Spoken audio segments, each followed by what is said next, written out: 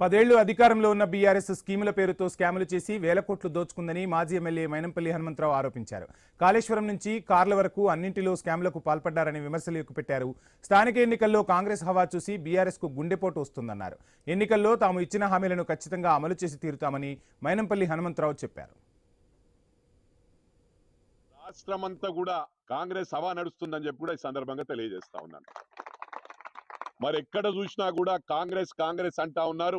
రేపు local bodies లో కూడా బ్రహ్మాండమైన మ్యాండేట్ ఇస్తా ఉన్నారు కాంగ్రెస్ కు. ఈ 3 years మా గౌరవ ముఖ్యమంత్రి గారు అదే విధంగా టోటల్ మంత్రివర్గం ఏ విధంగా పరిగెత్తారో మీరు చూస్తా ఉంటారు, చూడబోతారని చెప్పి ఈ సందర్భంగా తెలియజేస్తా ఉన్నాను.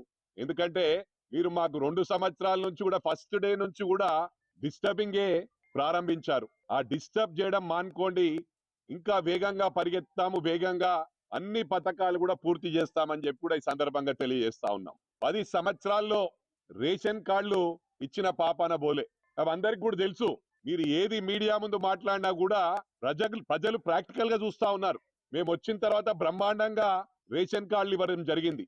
మరి మీరు 10 సంవత్సరాల్లో ఇగో డబుల్ బెడ్రూమ్ అని ఏ ఊర్లో కూడా ఇచ్చిన పాపాన బోలే.